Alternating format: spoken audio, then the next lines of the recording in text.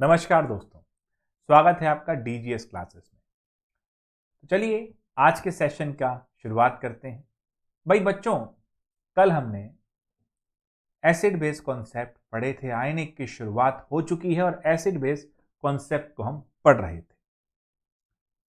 हमने ब्रोंस्टन लॉरी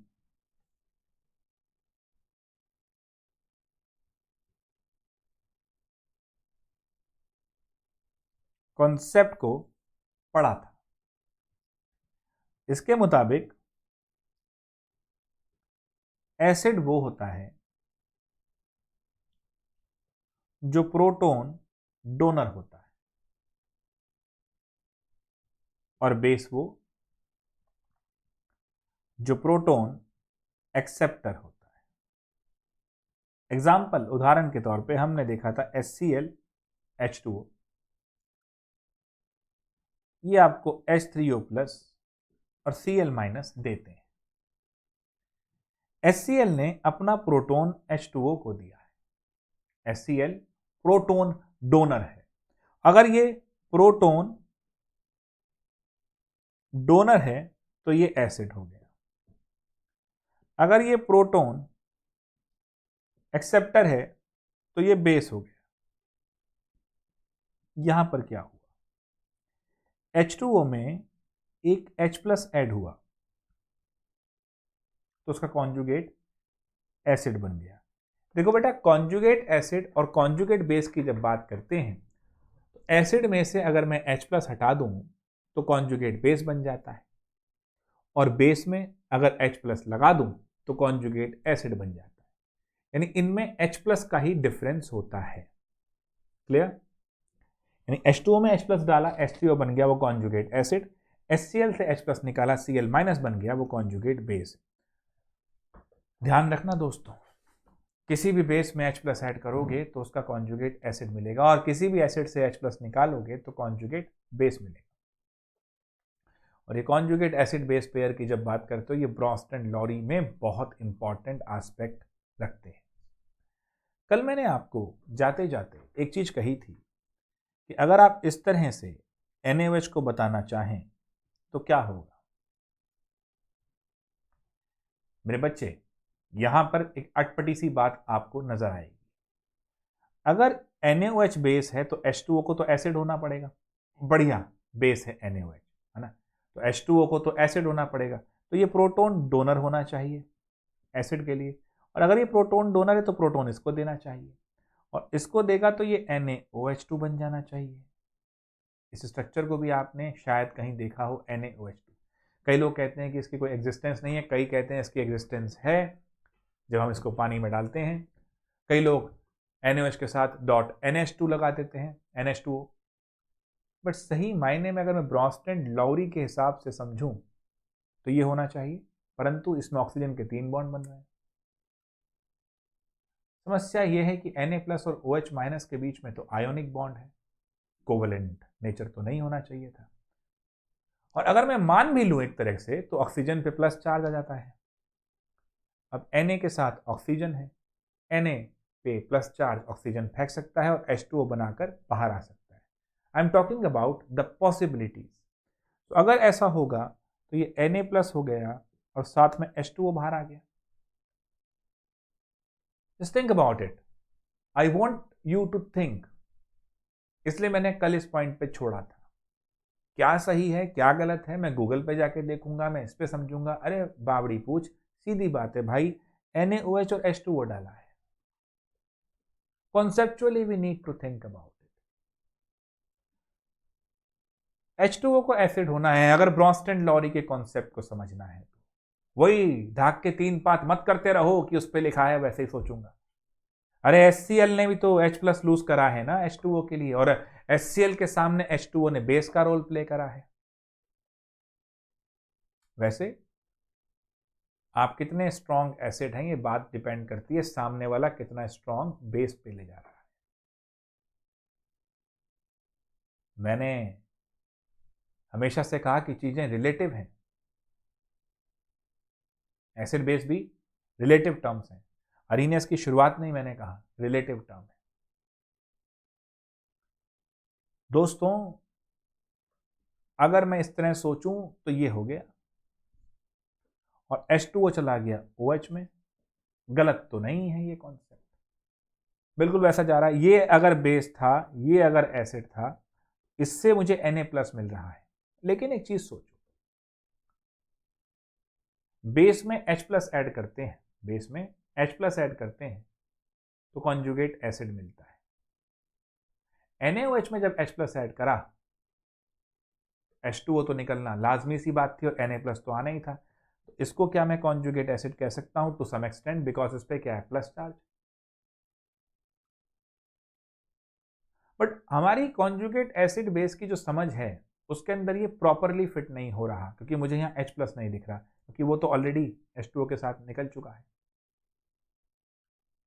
और इसके साथ एक H+ मैंने बाहर किया है, जिसकी वजह से यहाँ OH- मिल रहा है और ये कॉन्जुगेट बेस है। ये मुझे पूरी तरह फिट है और NaOH के पानी में होने की वजह से पानी में OH- आयन है जो इसको बेसिक बनाएगा इस सॉल्यूशन को। तो हर तरह से ये मुझे लाजमी सी बात लग रही है कि सही है ना? मजेदार सोच। But according to your text books NaOH is a better Arrhenius base, क्योंकि वहां वो प्रॉपरली समझाया जा सकता है। इसमें ये अटपटी सी बात आ गई। ऑर्गेनिक के अंदर तो 3 कोवलेंट हो जाते, प्लस मिल जाता, आसानी से हो जाता, यहाँ पर थोड़ा सा अटपटापन आया। बट ठीक है, थ्योरेटिकली ये पॉइंट भी आपको समझ में आना चाहिए कि this is a concept. As far as Bronsted Lowry part is concern, हम कई बात देख चुके हैं इसके अंदर की प्रोटॉन के गिव एंड टेक की बात हो रही है। एक एसिड तब तक एसिड नहीं है जब तक वो प्रोटॉन डोनेट ना कर दे, और अगर आप प्रोटॉन डोनेट कर रहे हैं, आप डोनर हैं, तो आपको एक्सेप्टर चाहिए। जैसे हमारे इस चैनल पे हुआ, एज ए टीचर जब मैं इस चैनल पे अपने आप को आपके सामने लेकर आया और चीज़ें बताने लगा, तो इनिशियली आई वॉज थिंकिंग कि मे बी ये एफर्ट इतना यूजफुल नहीं हो रहा, but thanks to Harsh and आप सबकी फिर उसके बाद मेरे साथ जुड़ना, आपका प्यार। तो जब आप आए, आप एक्सेप्टर थे इस नॉलेज के, तभी तो मैं डोनेट कर पाया इस चीज़ को। जब तक एक्सेप्टर नहीं होंगे, you cannot be A donor. Clear है बच्चों? तो वैसे ही जब तक एक्सेप्टर नहीं है तो आप प्रोटॉन डोनेट नहीं कर सकते, तो आप एसिड नहीं है। तो एसिड के लिए बेस का होना जरूरी है और बेस के लिए एसिड होना जरूरी है, दोनों एक दूसरे के पूरक हैं। क्लियर है?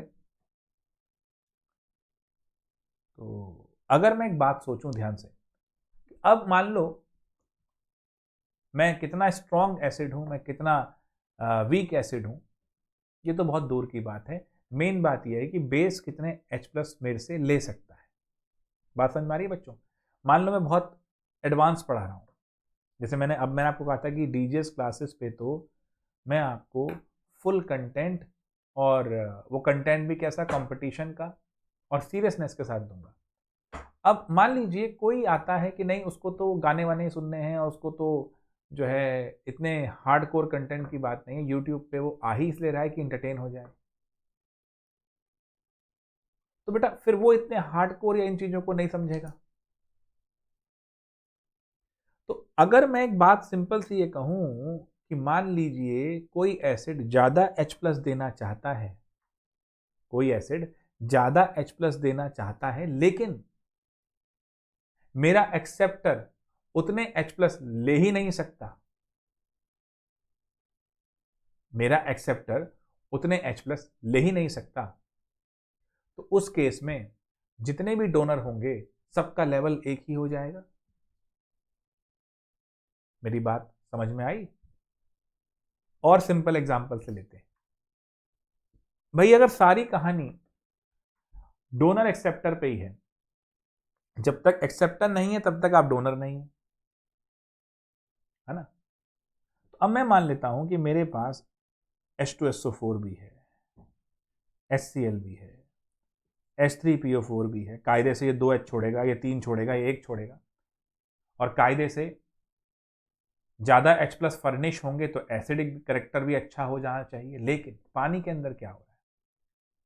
देखो मान लो ये आपका दोस्त है जो 2 समोसे लेकर आया आपके लिए, ये 3 लेकर आया, ये 1 लेकर आया, लेकिन आपको सिर्फ एक समोसे की भूख है।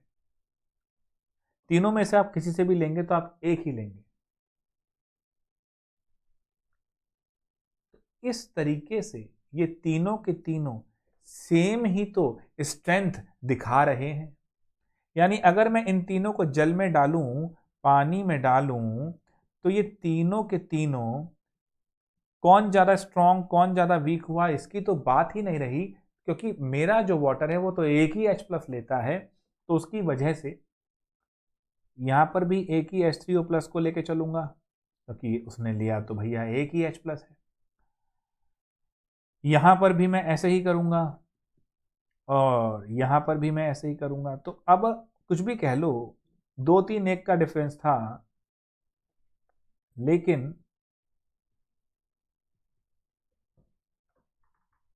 ये तीनों एसिड पानी में लगभग सेम स्ट्रेंथ दिखाएंगे। ऐसा इसलिए हुआ कि वाटर ने तो एक बार में एक ही H+ लिया। सो ऑल स्ट्रॉन्ग एसिड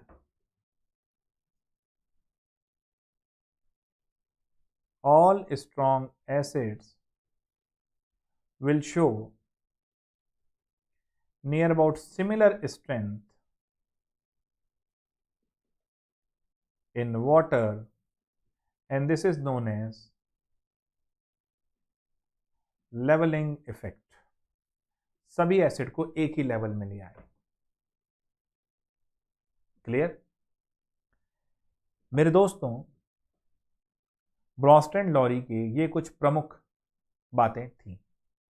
और अच्छा, ब्रॉन्स्टेन-लॉरी ने वो समस्या भी दूर कर दी कि अमोनिया बेस क्यों है। अमोनिया को जब आप पानी में डालेंगे तो हमें पता है कि ये पानी से H+ यानी प्रोटॉन ले लेगा, NH4+ बना देगा, OH- बन जाएगा, ये प्रोटॉन एक्सेप्टर हो गया, भैया ये बेस हो गया। तो जो बात समझा रहे थे वो दिमाग में बैठ गई, परंतु अभी भी एक समस्या रह गई। भैया BF3 के बारे में तो बताओ, वो एसिड क्यों है? वो तो प्रोटॉन नहीं डोनेट कर रहा, हमें तो नहीं दिख रहा ना, हम नहीं मानते ये नहीं है एसिड। अरेनियस साहब भी अटक गए थे, ब्रॉन्स्टेन-लॉरी थ्योरी भी अटक गई। अब आई बात हमारे लुईस साहब पे।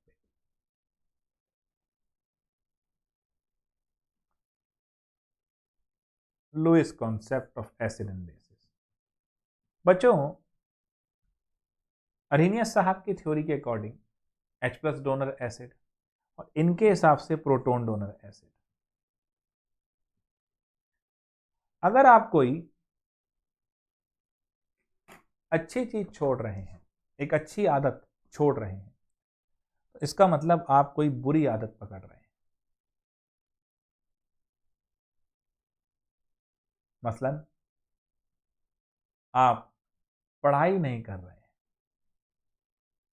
तो शर्त यह बात है अब आप उस वक्त में कुछ ना कुछ फालतू काम करेंगे। दोस्तों, जब भी आप कोई पॉजिटिव चीज छोड़ रहे हैं तो नेगेटिव चीज ले रहे हैं, बात तो लगभग यही है। लुईस साहब ने यही चीज सोची। अगर आप प्रोटॉन छोड़ रहे हैं, अगर आप प्लस छोड़ रहे हैं, तो आप नेगेटिव भी तो लेना चाह रहे हैं। और अगर आप प्रोटॉन ले रहे हैं तो आप इलेक्ट्रॉन छोड़ रहे हैं। तो इलेक्ट्रॉन पेयर डोनर कौन हो गया? वो जिसने प्रोटॉन लिया, यानी बेस। और इलेक्ट्रॉन पेयर एक्सेप्टर कौन हो गया? एसिड। ये हमारे लुईस साहब का सीधा सा कॉन्सेप्ट था, बिंदास। बड़ा मजेदार भाई साहब, आनंददायक बिल्कुल। अब आइए समझिए, अगर BF3 की बात करते हैं तो हमारा BF3 एसिड है। क्यों? भैया मेरे बोरोन साहब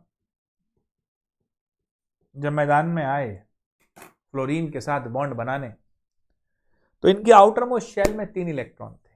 इनसे कहा 3 छोड़ दो, कहते चल बे क्यों छोड़ू, लेफ्ट टू राइट तो मेरी इलेक्ट्रोनेगेटिविटी बढ़ गई है, हम क्यों छोड़ें, हम तो शेयर करेंगे। नोटिस करो, जैसे जैसे आप 1 से 4 की तरफ जा रहे हैं शेयरिंग एबिलिटी आनी शुरू हुई, 4 पे पीक हुई, 5 पे कम हुई बट शेयरिंग रही, फिर नीचे चली गई। पहले इलेक्ट्रॉन छोड़ने की थी, फिर शेयरिंग की हुई, फिर डिप हुआ, फिर इलेक्ट्रॉन लेने की हुई। अल्कली मेटल्स इलेक्ट्रॉन छोड़ने को तैयार थे, हेलोजन भयंकर लेने को तैयार थे, तो इसके बीच में एक ट्रांजिशन फेज तो आएगा ना जहां पर शेयरिंग का नेचर आएगा।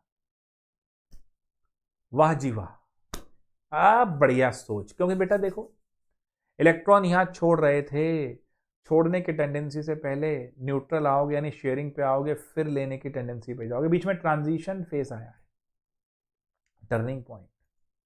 और वो टर्निंग पॉइंट जो है वो कार्बन है, जिसको मैं हमेशा कहता हूं ऑर्गेनिक का हीरो, केमिस्ट्री का ही हीरो है भैया, 3 इधर और 3 इधर।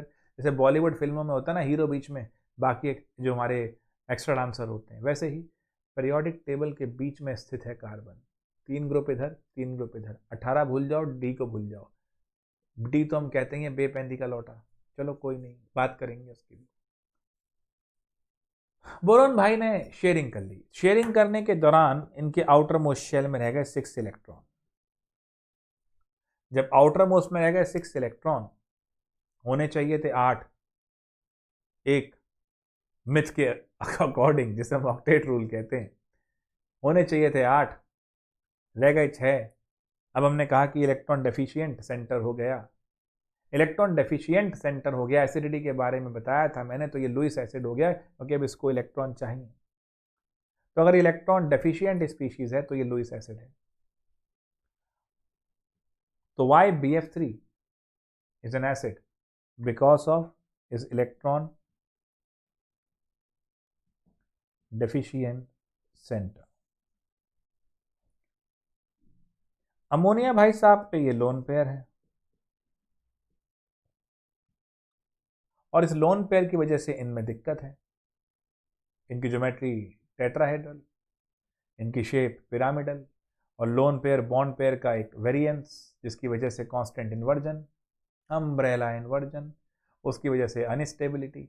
अनस्टेबिलिटी को दूर करने के लिए वो चाहता है कि इस लोन पेयर को बॉन्ड पेयर में तब्दील किया जाए, तो इसको देता है बॉन्ड बनाने के लिए H+ कहता है मेरे पास इलेक्ट्रॉन नहीं है, नाइट्रोजन कहता है परवाह नहीं, मैं दूंगा दोनों इलेक्ट्रॉन, आओ बॉन्ड बनाओ, क्योंकि मैं दुखी हूं अपने इस लोन पेयर से।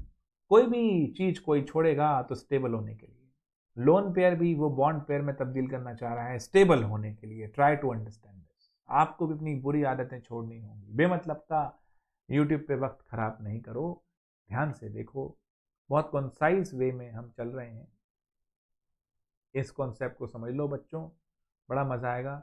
इक्विलिब्रियम एक बहुत इंपॉर्टेंट टॉपिक है, सैटरडे को मैंने कहा भी है कि एक लॉन्ग सेशन क्वेश्चंस का ही आ रहा है, तकरीबन जो 73 क्वेश्चन आपके थे उसमें से छठे हुए क्वेश्चन एनसीईआरटी के, उसके बाद और छठे हुए क्वेश्चन, मैं पूरे एफर्ट लगाऊंगा उस दिन, लॉन्ग वीडियो शूट करके दूंगा आपको, इस मेहनत को ज़ाया मत करो।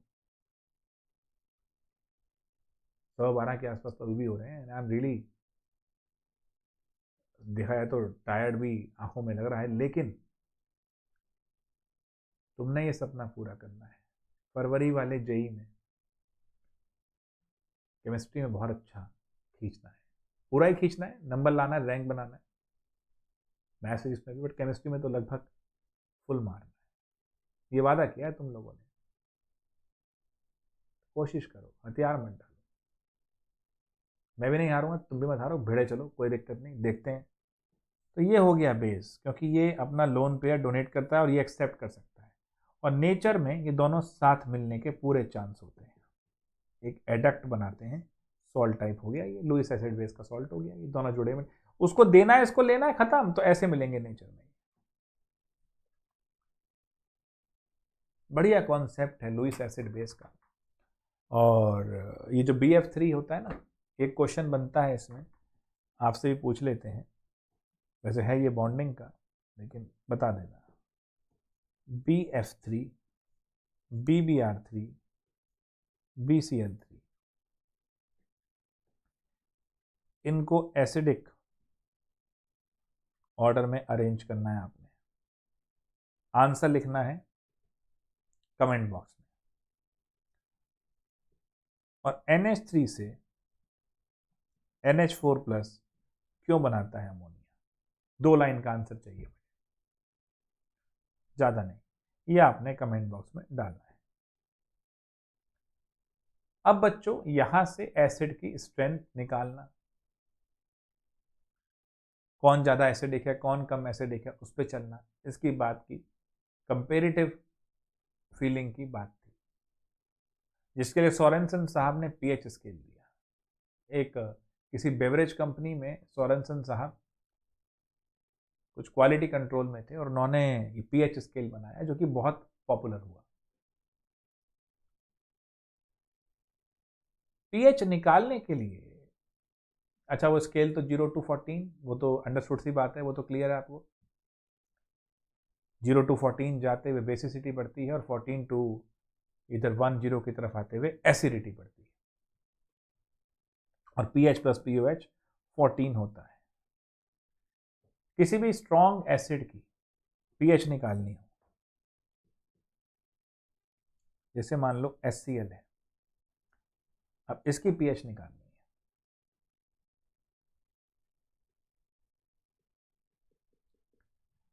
प्रिडोमिनेटली बेटा ये पूरा का पूरा इसमें जाएगा, स्ट्रॉन्ग है तो जो कंसंट्रेशन जो मोलैरिटीज की यहां थी वही मोलैरिटीज की यहां होगी। पीएच क्या होता है बेटा? Negative log of H+ ion concentration, तो जो इसकी थी वो यहां होगी, ऐसा लगता है आपको?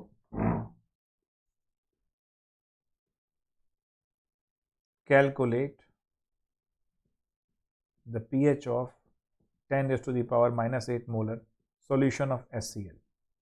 Now my question is in this कि अगर इसको मैं यही मान लूं तो नेगेटिव लॉग ऑफ 10⁻⁻8 आ जाएगा और फिर तो pH 8 आ जाएगी, और अगर pH 8 आ गई तो HCl के सॉल्यूशन की pH 8 कैसे हो सकती है?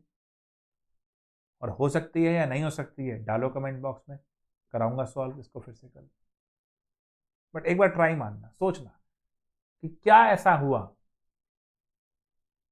कि pH 7 से ऊपर हो गई, अगर हो गई तो। सवाल ये भी है, गहरा सवाल है। वीक एसिड और वीक बेस की पीएच कैसे निकालोगे? आयनिक के अंदर वीक एसिड को बोलते हैं हा में डाला पानी, H3O प्लस A-। सारा जो टॉपिक है वो कंसाइज वे में आपको दे रहा हूं, ध्यान से पढ़ लेना इसको, अभी तो हो सकता है। अब देखो बेटा, at T is equal to 0, C0 water का C तो लिखने का मतलब भी नहीं, बट फिर भी C minus C alpha, C alpha, C alpha. इस चैप्टर में पीएच निकालोगे, और पीएच क्या है? Negative log of H ion concentration.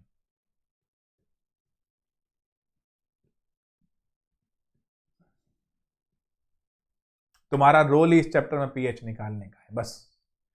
तो अपने दिमाग को कंसाइज करो, ये निकालना है C अल्फा। क्या निकालना है बेटा? C alpha. फोकस, क्या निकालना है? C alpha. सो H3O प्लस अगर निकालने चलूं तो that will be my C alpha. Alpha कैसे आएगा? C तो चल कंसंट्रेशन दे देगा, वो मोलैरिटी देगा ना, C तो दे देगा, अल्फा कैसे निकालेगा भाई? Dissociation constant of an acid is equal to C alpha square upon 1 minus alpha. As it is weak, so alpha neglect, 1 minus alpha neglect, यहां पर रह जाएगा। So alpha will be this. Clear बच्चों? ध्यान से देखो, how to calculate pH of a weak base मैं निकाल रहा हूं।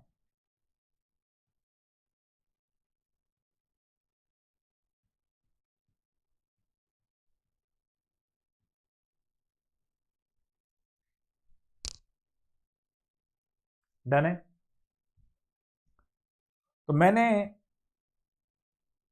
वीक एसिड निकालना पहले, फिर बेस निकालेंगे। अरे भाई साहब, वीक एसिड, तो यहां पर HaH2 और ये बना दिया। पीएच निकालने के लिए H प्लस आयन कंसेंट्रेशन ही चाहिए। ये रही H plus ion concentration at equilibrium, ये रख दिया, अल्फा निकल गया। तो अब मेरा H3O क्या है,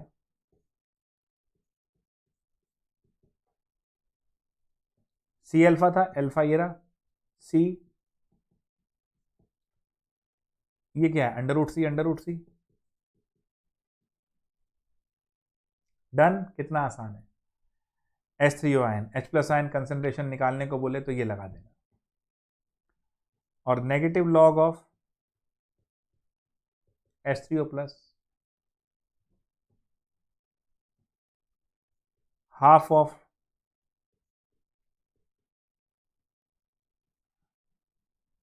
ये कैसा आया, देखो ये क्या था, KC की पावर हाफ, पहले लॉग लगाया, हाफ लॉग KC, फिर माइनस लॉग लगाया तो माइनस लग गया, ये हो गया log M into A log this, तो ये माइनस अंदर ले जाओ, हाफ ऑफ, यहाँ PH हो गया, हाफ ऑफ लॉग K था, माइनस का हुआ तो क्या हो जाएगा, pKa minus log C, this is my pH। बच्चों अब थोड़ा सा दिमाग लगाना, और बेस के लिए अल्फा कैसे आएगा, यहाँ पर OH माइनस हो जाएगा, C अल्फा हो जाएगा, और बेस के लिए KBC हो जाएगा। बट यहाँ पर बेस में क्या निकल के आएगा, POH, और pH निकालने के लिए we should use pH plus POH is equal to 40। I was planning, मैं थोड़ा सा जो है आपको बताऊंगा आज, कॉमन एन इफेक्ट और एक numerical, but already quite delayed, don't worry, because now we have left with only 2 days। कल मुझे पुश करना पड़ेगा because I have to wind up theory and start with numericals. Okay, so do it fast. आज तक का ये सारा revise करो फटाफट। Acid base theory, Le Chatelier, vapour density, everything you should be you should clear with by tomorrow evening। कल common ion effect, buffer solution, and then salt hydrolysis, then KSP। 4 बड़े topic बाकी हैं, at least घंटा 1.5 घंटा कल चाहिए होगा मुझे। Okay, I will try my best to shoot it as soon as possible, लेकिन जल्दीबाजी नहीं करूँगा, नहीं तो टॉपिक की हो जाएगी ऐसी। तो एक दिन अगर एक्स्ट्रा हो गया तो देखते हैं। वेल, आप इतना करो पहले। ऑल द बेस्ट बच्चों, मिलते हैं आपसे कल। मैं प्लान करता हूँ कुछ, शेयर कर दो, सब्सक्राइब नहीं किया है सब्सक्राइब कर दो, लाइक कर दो, ये बोलना होता है यूट्यूब में, मुझे बोला लोगों ने। एक बच्चे ने कहा सर थंबनेल भी लगाओ, थंबनेल देखता हूँ मैं, बोलता हूँ टीम को, टीम मतलब कुछ अपने जानकार लोग हैं जो बना रहे हैं, कुछ उन्होंने बना दिया था मेरे लिए भी, वो 1000 वाले सब्सक्राइबर पे भी, उस पर भी, and I am thankful for them, वो कर पा रहे हैं। अपने को नहीं आता, थंबनेल लगाएंगे तो वो लगाएंगे। ठीक है बच्चों, टाइम भी नहीं है इतना। चलो, ऑल द बेस्ट, मिलते हैं फिर।